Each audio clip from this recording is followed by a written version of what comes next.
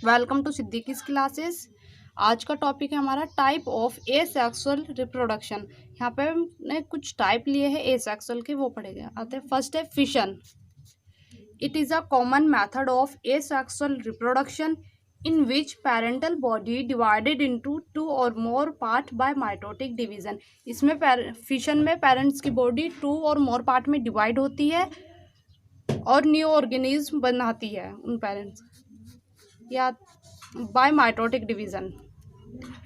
First binary fission and second multiple fission. पहले हम पढ़ेंगे बाइनरी फिशन क्या है। बाई मीन्स टू, तो हम समझ जाएंगे इस फिशन में, बाइनरी फिशन में पेरेंटल बॉडी दो पार्ट में डिवाइड होगी।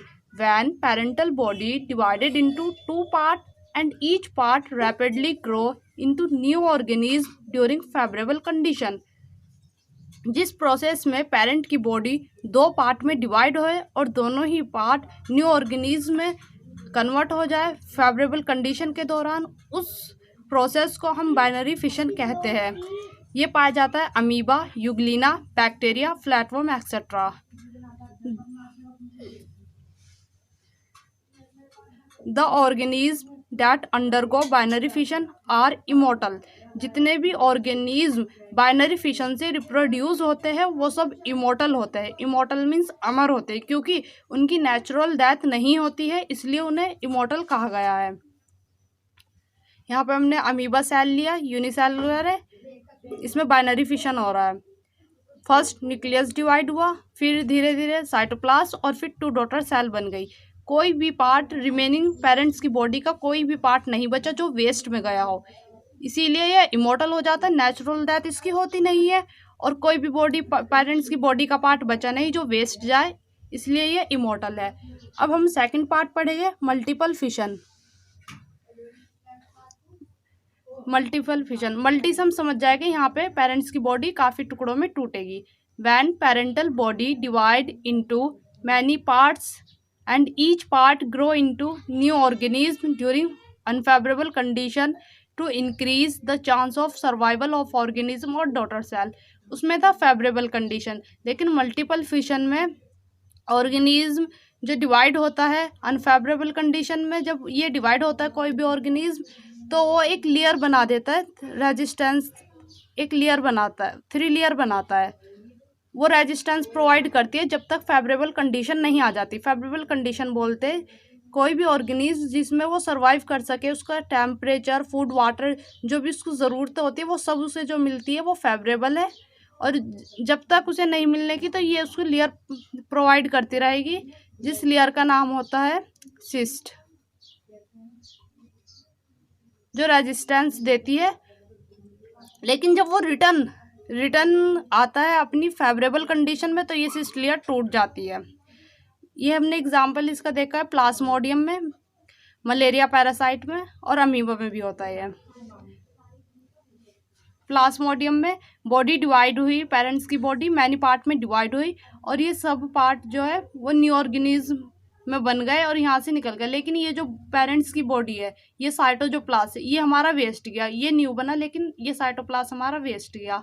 अब सेकंड नंबर पे हम पढ़ेंगे बडिंग। बडिंग भी एसेक्सुअल रिप्रोडक्शन का ही पार्ट है। In this process a bulb like projectation is formed on the body of a organism. इसमें कह रहे हैं कि एक बल्ब लाइक प्रोजेक्टेशन बनता है पेरेंट्स की बॉडी में। ये देखो, ये हाइड्रा है, इस पर कुछ नहीं है, फिर यहाँ पर एक बल्ब की तरह ये प्रोजेक्ट यहाँ पे दिख रहा है, बना है, जिसको हम बड कहते हैं। इट इज़ कॉल्ड बड, जिसको बड कहते हैं, and this process is called budding, और इस प्रोसेस को हम बडिंग कहते हैं। The bud is separated from the parents body and develop into new organism. Hydra में पहले बड बना, फिर बड थोड़ी बड़ी हुई, और जब ये ठीक ठाक बड़ी हो जाती तो ये पेरेंट की बॉडी से डिवाइड होकर अलग हो जाती है और न्यू हाइड्रा हमारा फॉर्म हो जाता है। अब थर्ड पार्ट हमारा फ्रेगमेंटेशन। ये भी एसेक्सुअल रिप्रोडक्शन का पार्ट है। In this process parental body breakups into two or more parts and each part develop into complete organism. इसमें कह रहे हैं बॉडी पेरेंट्स जो होती है ब्रोक होती है, इसमें डिवाइडेड नहीं होता, ना न्यूक्लियस डिवाइड होता, ना कुछ, सीधा पेरेंट्स बॉडी डिवाइड होती है और जितने भी पार्ट में डिवाइड होती है वो सभी पार्ट न्यू ऑर्गेनिज्म में कन्वर्ट हो जाता है। इस तरह पेरेंट्स बॉडी ये डिवाइड हुई और यहाँ पर जितने भी टुकड़े थे फिर न्यू ऑर्गेनिज्म बन गए। ये हमने जो करा एल्गी में करा, फ्रेगमेंटेशन स्पायरोगाइरा एल्गी। कुछ एग्जांपल ये एल्गी में पाया जाता है, टैप वॉर्म्स में, फ्लैट वॉर्म में।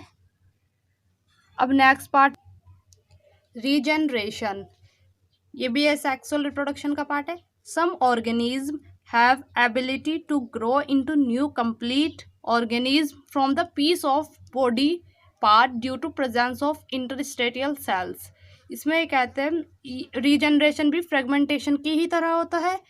इसमें ये some organism have ability grow, कुछ ऑर्गेनिज्म में ऐसी एबिलिटी होती है उनके पीस में कि पेरेंट्स की बॉडी से जब वो पेरेंट्स की बॉडी टूटती है तो वो न्यू बन जाता है, क्योंकि उसमें क्या इंटरस्टेटियल सेल होती है जो दोबारा ग्रो कर देती है उसको। Sponge, hydra etcetera.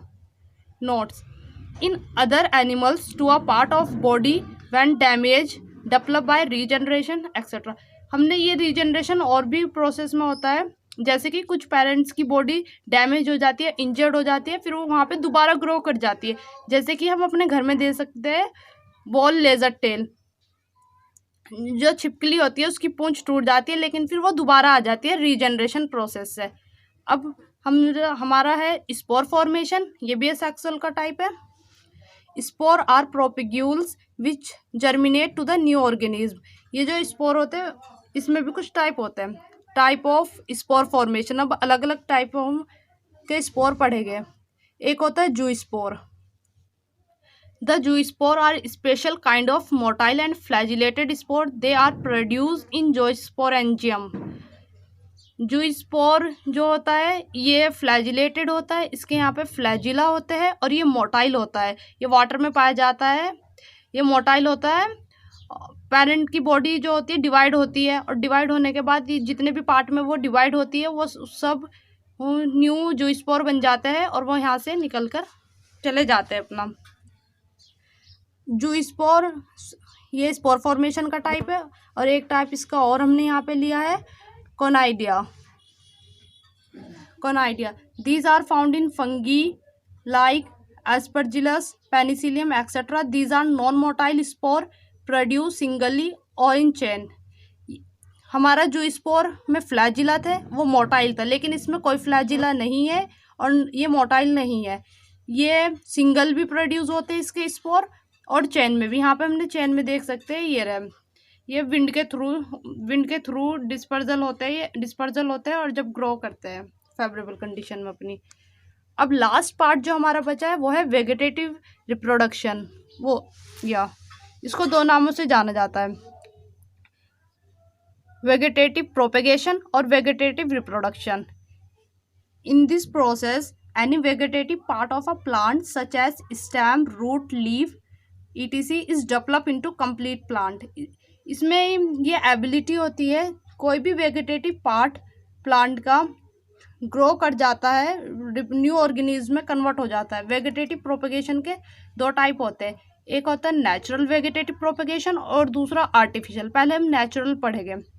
By stem, underground stem, जितनी भी स्टेम अंडरग्राउंड रहती है, मिट्टी में रहती है, वो बाय राइजोम बनाना जिंजर बनता है, by corm by tuber bulbs. ये सारे ही टाइप ऑफ स्टेम है, अंडरग्रो स्टेम है। और ये सब एरियल जो थोड़ी सी बाहर निकली रहती है और थोड़ी ज़मीन में रहती है, ये उस। अब आता है हमारा बाय रूट, हमने स्टेम पढ़ा है। बाय रूट से हमारा स्वीट पोटैटो, डेलिया। अब कुछ रिप्रोडक्शन हमारा वेजिटेटिव रिप्रोडक्शन लीफ से होता है। Adventitious buds present at a margin of leaf, bryophyllum की आपने लीफ पर देखा होगा कि लीफ से ही न्यू ऑर्गेनिज्म प्रोड्यूस होने की लीफ में कैपेबिलिटी होती है और वहीं से नई पौधा निकल जाता है। अब आता है हमारा artificial reproduction, artificial vegetative reproduction. इसमें cutting, layering, grafting, microsporangium, tissue culture, ये हमारे सारे आर्टिफिशियल है। जैसे कि हम बहुत से पेड़ होते हैं, रोज़ होता है, उसको हम कटिंग करके उसे लगा देते हैं, कुछ लेयरिंग ग्राफ्टिंग इस तरह होता है और वो न्यू प्रोड्यूस हो जाता है।